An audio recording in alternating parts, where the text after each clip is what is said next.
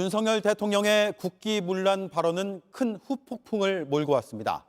대통령이 인사번복 논란의 책임을 경찰에 물은 셈인데 행정안전부 장관은 관련자들을 다 조사해봐야 한다고 했습니다.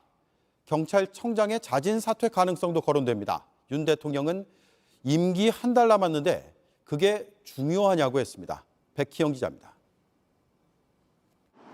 애초 경찰 내부망에 치안감 인사 명단이 발표된 건 지난 21일 오후 7시쯤이었습니다.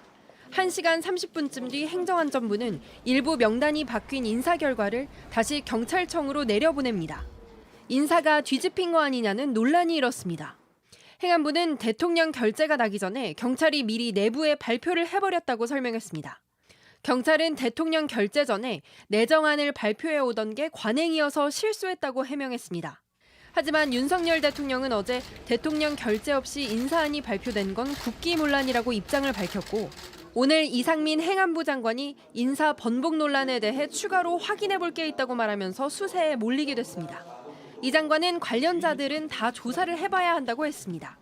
경찰 지휘부뿐만 아니라 행안부에 파견된 치안정책관도 조사 대상이 될 걸로 보입니다.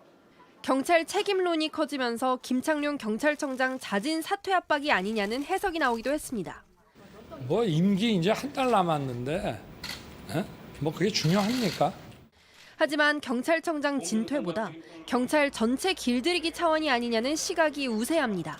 인사 발표가 번복된 21일은 행안부 자문위원회가 경찰청 조직을 지휘 관리하는 이른바 경찰국을 만들어야 한다고 발표한 당일입니다. 공교롭게도 경찰 반발이 커지는 시점에 이런 인사 논란이 불거진 겁니다.